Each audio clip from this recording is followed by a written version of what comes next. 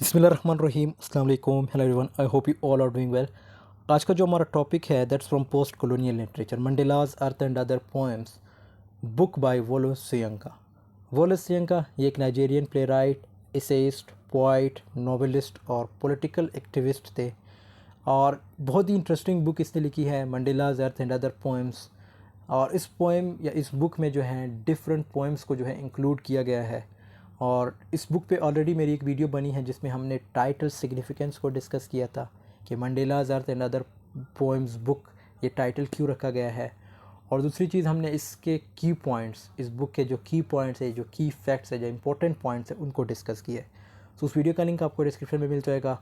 आज की वीडियो में हम इस पूरे बुक की ट्रांसलेशन, थीम्स और सिम्बोलिज्म को डिस्कस करेंगे। सो टाइम वेस्ट के बगैर let's get started. It's worth nothing that even with in the English language there can be variations in dialect, usage and interpretation। कहते हैं कि इंग्लिश जो लैंग्वेज है उसके डिफरेंट वेरिएशंस होते हैं। आपने वर्ल्ड इंग्लिशेस पढ़ा है, जिस तरह उसमें बताया गया है कि इंग्लिश के डिफरेंट वेरिएशंस होते हैं, मतलब डायलेक्ट होंगे, उसके बाद इंटरप्रिटेशन, जब आप कुछ लिखते हैं तो उसके भी डिफरेंट इंटरप्रिटेशन लोग करते हैं, जो क्रिटिक्स होते हैं। सोयंका एज अ नाइजेरियन राइटर, अब सोयंका ये तो एक नाइजेरियन राइटर थे, मीन्स अफ्रीकन थे।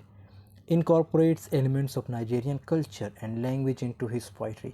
तो ये क्या करते थे, जिस तरह तौफीक रफ़त क्या करते थे, अपने जो पाकिस्तानी चीज़ें थी, जो पाकिस्तानी कल्चर है, उसको अपने पोएम्स में इंक्लूड करते थे। इसी तरह जो हमारे पास वो लोग सोयंका थे, वो भी अपने अफ्रीकन कल्चर या जो अफ्रीकन लैंग्वेज की चीज़ें थी उनको जो है अपनी पोइट्री में इंक्लूड करते थे, which may not be immediately familiar to English speaking readers. अब ऑब्वियसली इसमें जो है कुछ लोगों को डिफ़िकल्टीज़ भी होंगी, मतलब जब इसकी पोइट्री पढ़ेंगे, क्योंकि इसमें इसने अपने अफ्रीकन कल्चर, अपनी अफ्रीकन लैंग्वेज को भी यूज़ किया होता है। For example in the poem telephone conversation, ये एक पोएम है टेलीफोन कन्वर्सेशन, ठीक है, ये इसी बुक में डिस्कस हुई है। Soyinka uses Nigerian English to convey the experience of a black man trying to rent an apartment in London। तो यहाँ पे इसने नाइजेरियन इंग्लिश यूज़ की है। अब इंग्लिश के भी डिफरेंट वेरिएशंस है, जैसे नाइजेरियन इंग्लिश है, इंडियन इंग्लिश है, पाकिस्तानी इंग्लिश है और इसी तरह अमेरिकन इंग्लिश है, सिंगापुरियन इंग्लिश है, बहुत से डिफरेंट टाइप्स ऑफ इंग्लिश हैं। तो इसमें क्या होता है, इस पूरे टेलीफोन कन्वर्सेशन पोएम में, मतलब एक ब्लैक मैन होता है, वो जो है रेंट पे क्या अपार्टमेंट लेता है, किससे, एक जो है लाइक जो अंग्रेज़ लेडी है उससे। कहाँ पे, यूके में, और ये 1960s में ये पोएम जो है लाइक 1960s की बात है। And the racism and prejudice he encounters, अब उस वक्त जब ये रेंट पे अपार्टमेंट लेता है तो जो ब्लैक मैन है उसे क्या, किस चीज़ का सामना करना होता है, प्रेजुडिस, प्रेजुडिस मीन्स तासुब, ठीक है। तो इस चीज़ का सामना करना होता है। अब क्यों, क्योंकि वो ब्लैक है और ये दूसरी जो है वाइट है, इसलिए जो ब्लैक थे उनको जो है इन्फीरियर कंसिडर किया जाता था, बाकी जो वाइट थे वो सुपीरियर अपने आप को कंसिडर करते थे। द पोएम्स टाइटल इटसेल्फ से may be unfamiliar to some English speaking readers, as telephone conversation is not a common phrase in American English, which often uses the term phone call instead। अब बहुत ही interesting बात की गई है यहाँ पे। देखो, अगर अमेरिकन इंग्लिश की बात करें तो उसमें जो है टेलीफोन की जगह वो हमेशा फ़ोन वर्ड यूज़ करते हैं। तो अगर ये इस पोएम का नाम अगर हम अमेरिकन इंग्लिश में रखें तो इसका नाम क्या हो सकता है, फ़ोन कॉल। लेकिन अगर नाइजेरियन इंग्लिश में रखें तो इसका क्या नाम है, टेलीफोन कन्वर्सेशन। तो कहता है जो वोलो सोयंका है वो क्या कहता है कि ये शायद ये जो फ्रेज़ मैंने यूज़ की है टेलीफोन कन्वर्सेशन, ये कुछ लोगों के लिए अनफेमिलियर होगा, मतलब कुछ इंग्लिश जो स्पीकर्स हैं उनके लिए अनफेमिलियर। अब हमारे लिए तो बिल्कुल अनफेमिलियर नहीं है ये वर्ड जो है, ये जो फ्रेज़ है हमारे लिए बिल्कुल नहीं है। हम सिंपल, ठीक है, telephone conversation it's good, good word, not bad.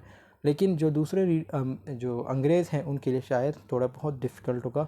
जैसे इन्होंने यहाँ पे एग्जांपल दी कि अमेरिकन इंग्लिश में अगर इसको ले जाए या इसको ट्रांसलेट करें तो ये क्या वर्ड बनता है, phone call. Additionally Soyinka's uses of metaphor and symbolism in his poetry, तो इसमें ये मेटाफर और सिम्बोलिज्म का भी यूज़ करते हैं, जो हम आगे जाके डिस्कस करेंगे। Can be challenging for some readers, अब ये ऑब्वियसली कुछ रीडर्स के लिए चैलेंजेस भी होंगे। लाइक एक चीज़ आप लोगों ने माइंड में रखना है कि ये अपने अफ्रीकन कल्चर या अफ्रीकन लैंग्वेज को भी यूज़ करता है, मींस नाइजेरियन लैंग्वेज या जो नाइजेरियन कल्चर है उसको भी यूज़ करेगा इन पोएम्स में। regardless of their language background, क्योंकि language background की वजह से, for example in the poem Narcissus, Soyinka uses the mythological figure of Narcissus to comment on the dangers of vanity and self observation. अब ये again Nigeria से related है, ठीक है, जिस तरह मैं नहीं जानता इसी तरह कोई भी नहीं जानता होगा, ठीक है। तो ये चीज़ें जो है डिस्कस हुई। अब इसको जानने के लिए आपको स्पेशल जो है लाइक गूगल का यूज़ करना होगा कि इसका मतलब क्या है नाइजीरिया में या नाइजीरियन लैंग्वेज में। इसी तरह दूसरे लोगों या जो दूसरे रीडर्स हैं, जो चाहे वो अंग्रेज़ हो, कोई भी हो, नेटिव स्पीकर हो या नॉन नेटिव स्पीकर हो, उनके लिए डिफ़िकल्ट होगा। Despite these challenges, Mandela's Earth and Other Poems remains a powerful and important work of English language poetry and continues to be studied and appreciated by readers around the world. देखो बहुत important बात की गई है कि इन चीज़ों के बावजूद, मतलब जैसे यहाँ पे इसने ये वर्ड नार्किसस वर्ड यूज़ किया है, अपने कल्चर को यूज़ किया होगा बहुत से पोएम्स में, कहते हैं कि फिर भी लोगों ने इस बुक को बहुत ज़्यादा अप्रिशिएट किया, बहुत ज़्यादा लाइक किया। Soyinka's distinctive voice and culture perspective had contributed to his reputation as one of the most important writers in the 19th. तो इस वजह से इसको 20th सेंचुरी का बहुत इंपॉर्टेंट राइटर कंसिडर किया जाता है। And his work continues to resonate with readers today. और आज भी जो रीडर्स हैं या जो डिफरेंट ममालिक में मतलब जो लिटरेचर पढ़ते हैं, लिटरेचर के बगैर भी लोग इसको पढ़ते हैं, इस बुक को। अगर इसके थीम्स की बात करें, ये तो एक सिंपल ट्रांसलेशन थी या समरी आप कह सकते हैं पूरे बुक की, कि इस बुक में क्या क्या है। ओवरऑल इसके जो की पॉइंट्स है उसमें भी मैंने बहुत सी चीज़ें डिस्कस की, वो भी एक किस्म की समरी है पूरे बुक की, जिसमें हमने डिफरेंट पोएम्स उठाए हैं, डिफरेंट पोएम्स के जो है लाइक कि उन पोएम्स में क्या क्या, मतलब जो वोलेस सोयंका है उसने क्या क्या डिस्कस किया है। जो पहली वीडियो है उसको मिस ना कीजिएगा, उसको ज़रूर देख लीजिएगा, क्योंकि वो इम्पॉर्टेंट है। जब आप उसके की पॉइंट्स, टाइटल सिग्निफिकेंस को समझेंगे तो आपको ये वीडियो की ईज़िली समझ आएगी। अब अगर इसके थीम्स की बात करें, सबसे पहला थीम है हमारे पास freedom and liberation. Soyinka was a activist. जैसे मैंने बताया कि सोयंका क्या थे, वोलोस सोयंका, ये खुद एक प्रिजनर थे, ठीक है, एंड डेडिकेट फॉर फ्रीडम, और ये भी ऑब्वियसली आज़ादी के लिए लड़ रहे थे, and liberation in Africa, Africa की आज़ादी के लिए। And many of his poems reflects the theme. For example, in the poem Mandela's Earth, Soyinka plays tribute to Nelson Mandela. इसमें नेल्सन मंडेला की तरफ मतलब ट्रिब्यूट जो है मीन्स एक खराज तहसीन, जो हम उर्दू में कहते हैं खराज तहसीन पेश करना, वो जो है करते हैं किसके लिए, नेल्सन मंडेला को। तो साउथ अफ्रीकन एंटी, अब जो यहाँ पे नेल्सन मंडेला की शॉर्ट चीज़ें बताई गई, शॉर्ट इंट्रोडक्शन दी है कि ये ख़ुद एक मीन्स फ़ाइटर थे, फ्रीडम फाइटर थे फॉर हिज पीपल, अपने लोगों के लिए। इन ओगा, अब यहाँ पे ये देखो ना, अगेन जो इनके अफ्रीकन लैंग्वेज है या जो अफ्रीकन कल्चर है उनकी चीज़ें यूज़ भी हैं। Ogun Abibiman, Soyinka celebrates the god Ogun who represents the freedom and liberation Yoruba culture. अब ये एक कल्चर है जो वहाँ पे ये लोग अपनाते हैं। नेचर एंड द इन्वायरमेंट, ये दूसरा थीम है। Many of Soyinka's poem celebrates the beauty and power of nature. तो इसमें नेचर के बारे में भी है, नेचर की जो ब्यूटी है उसको सेलिब्रेट करते हैं। While also commenting on the destructive impact of human activity on the environment. फिर अगेन ऑब्वियसली जब फाइट्स या जो लड़ाइयाँ होती हैं, जो वॉर्स होते हैं, तो उससे नेचर भी डिस्टर्ब होता है। तो ये भी यही चीज़ बता रहा है कि इनसे जो है नेचर डिस्टर्ब होता है। The Hunchback and the Child, Soyinka uses the imagery of the natural world to reflect on the corruption and injustice of human society. तो ये एक पोएम है, अगेन इसमें यही चीज़ें बताई गई है कि किस तरह जो है इनजस्टिस होता है ये इस दुनिया में, इंसानों या जो इंसान है वो इनजस्टिस करते हैं, और करप्शन वगैरह इन चीज़ों का जिक्र है। अयोज to the river sides, Soyinka celebrates the beauty of Nigeria's river. अब ये एक दूसरा पोएम है जिसमें ये जो नाइजेरियन रिवर्स है उनके बारे में बताता है, उनकी जो खूबसूरती उनके बारे में। While also lamenting the damage caused by pollution and industrialization. तो इंसानों की वजह से रिवर्स भी तबाह होते हैं, इस तरह जो इन्वायरमेंट है वो भी तबाह होता है। तो सेम यही चीज़ ये बता रहा है कि अब वो जो रिवर्स हैं वो डैमेज हो गए हैं, किस वजह से, पोल्यूशन से और ये इंडस्ट्रियलाइजेशन से। इंडस्ट्री लगाने वाले कौन, इंसान। पोल्यूशन क्रिएट करने वाले कौन, इंसान। Love and relationships, Soyinka's poetry often explores the complexities of human relationships including love, desire and betrayal. इसमें जो है इसके पोएम्स में जो है लाइक आपको जो लव, डिज़ायर और बेट्रयल इन चीज़ों का भी जो थीम्स वगैरह हैं देखने को मिलेंगे। जिस तरह ये पोएम है the immigrant, Soyinka reflects on the challenges of maintaining relationships across culture boundaries, while in Abayoka he uses metaphor of a child who dies and is reborn to explore the enduring power of love। तो एक किस्म की जो myth है वो बताई गई है, जिस तरह हमने एक पोएम डिस्कस किया था इज़रा पाउंड का अगल बाय इज़रा पाउंड, जिसमें जो मिथ वगैरह हैं वो बताई गई है, ग्रीक मिथोलॉजी का जिक्र हुआ है। Identity and cultural heritage, Soyinka frequently explores issues of identity and cultural heritage in his poetry, drawing on his Nigerian heritage। and तो again इस पूरे पैराग्राफ का मतलब ये है कि ये एक अफ्रीकन थे, नाइजेरियन थे, तो ऑब्वियसली ये अपने अफ्रीकन कल्चर को प्रमोट करेंगे, अफ्रीकन लैंग्वेज को प्रमोट करेंगे। इवन जो इसके पोएम्स हैं उसमें भी इसने अफ्रीकन कल्चर का जिक्र किया है, अफ्रीकन लैंग्वेजेस का यूज़ किया है, जो नाइजेरियन लैंग्वेज है उसको यूज़ किया है। सो इस चीज़ की एक प्रमोशन भी मीन्स अपनी आइडेंटिटी बनाना अपने कल्चर के थ्रू, अपने कल्चर को इंट्रोड्यूस कराना दुनिया को। सो ये इम्पॉर्टेंट है, और आज के दौर में, स्पेशली आज के दौर में कल्चर को सरवाइव करना, अपने कल्चर को बचाना बहुत ही मुश्किल काम है। जो करते हैं हमें उनको अप्रिशिएट करना चाहिए। Overall, Mandela's Earth and Other Poems is a rich and complex collection that explores a wide range of themes and issues। तो इसमें डिफरेंट इश्यूज डिस्कस हुए हैं इस पूरे पोएम्स में, इस पूरे बुक में। तो जिसमें लाइक फ्रीडम वगैरह है, इनजस्टिस है, ऑप्रेशन है, इसी तरह और डिफरेंट रेजिस्टेंस है, जो ये सारे थीम्स हमें देखने को मिलते हैं। Soyinka's poetry is characterized by its powerful imagery, political engagement and cultural specificity, and continues to be celebrated as one of the most important works of African literature in 20th century।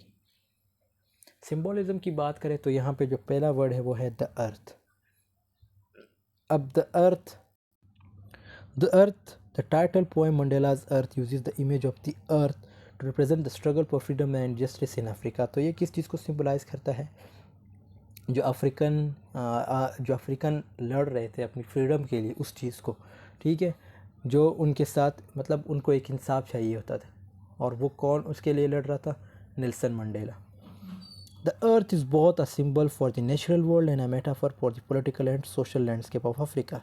तो अर्थ सिर्फ इसलिए नहीं कि ये लोग freedom इसलिए नहीं लड़ रहे थे, बल्कि ये इसलिए भी लड़ रहे थे ताकि अफ्रीका साथ में जो नेचुरल जो इन्वायरमेंट है वो भी महफूज रहे, मतलब जो नेचर है वो भी महफूज रहे, और जो दुनिया के लोग हैं वो भी महफूज रहे।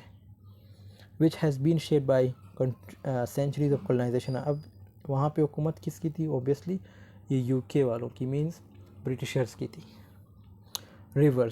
Rivers are a recurring image in Soyinka's poetry and is often used to symbolize the life force and vitality of natural world in a yacht to the river sides। अभी एक पोएम है Soyinka celebrates the beauty of Nigeria rivers, जिसको हमने discuss किया, जिसमें ये जो है नाइजेरियन रिवर्स की जो है ब्यूटी है उसको एक्सप्लेन करता है। While in The Immigrant he uses the image of a river to reflect of the challenges of maintaining relationship across। तो रिवर के थ्रू जो है ये चीज़ें भी बताता है कि रिलेशनशिप बहुत इंपॉर्टेंट है, मीन्स नेचर और ह्यूमन बीइंग का, इंसानों का। Birds are a common symbol in Soyinka's poetry. Birds भी एक सिंबल है इसकी पोइट्री में। And open represent freedom. Birds obviously किस चीज़ को सिंबलाइज करते हैं? फ्रीडम को, ब्यूटी, खूबसूरती को, और ट्रांसेंडेंस इन द बर्ड। अभी एक पोएम भी है the bird. Soyinka uses the image of a bird to the reflect of the fleeting nature of life, while in Narcissus he uses the image of a bird to symbolize the danger of excessive self-absorption। तो ये जो poems है उसमें ये चीज़ें जो है discuss हुई है थोड़ी बहुत, लाइक जो समरी है वो आपको बताई गई है। Masks are a recurring image in Soyinka's poetry and are often used to represent the complex and fluid nature of identity. In A Civilian and a Soldier, Soyinka reflects on the tension between different aspects of Nigerian identity, while in Abako he uses the image of a child who dies। ये सारी चीज़ें हमने obviously उसमें भी discuss की थी, क्या कहते हैं, ये की पॉइंट्स में जो पहली वीडियो है। सो उसमें ये सारी चीज़ें डिस्कस की, उसमें भी आप लोग उसको भी देख लीजिएगा। Trees are a powerful symbol in Soyinka's poetry. Trees का भी एक बहुत बड़ा रोल है, एक बहुत बड़ा सिंबल यूज़ होता है जो सोयंका's की पोइट्री है, representing both the beauty and the fragility of the nature world. तो ट्रीज़ जो है ऑब्वियसली खूबसूरती को सिंबलाइज करती है और नेचर को सिम्बलाइज़ करती है। अ याच टू द रिवर साइड्स, ये एक पोएम है। Sri Lanka reflects on the destruction of Nigerian forest and impact. तो इसमें जो है जो नाइजेरियन फॉरेस्ट हैं, जो पहाड़ सॉरी जो जंगल वगैरह जंगलात वगैरह है, उनकी डिस्ट्रक्शन के बारे में बताया गया है। ठीक है। और ये दूसरा जो है the hunchback and child uses the image of a tree to symbolize the corrupting influence of power. तो ये जो the hunchback and the child एक पोएम है, तो इसमें भी जो ट्री है वो किस चीज़ को सिम्बलाइज करता है, corrupting influence of power. Overall, the use of symbols and metaphors in Mandela's art and other poems contributes to the richness and complexity of the collection, allowing Senka to explore a range of themes and ideas in a way that is both concrete and abstract. So, ये last में जो है एक short theme बताया गया है पूरे जो सिम्बलिज़म से रिलेटेड है, जो इसके पोइट्री में आते हैं, सो उससे रिलेटेड बताया गया है। बाकी आई होप आपको ये वीडियो पसंद आई होगी। यहाँ पे हमारी वीडियो की एंडिंग होती है और मिलते हैं नेक्स्ट वीडियो में। वीडियो पसंद आई तो ज़रूर लाइक कमेंट शेयर कीजिएगा। तब तक के लिए अल्लाह हाफ़िज़, टेक केयर।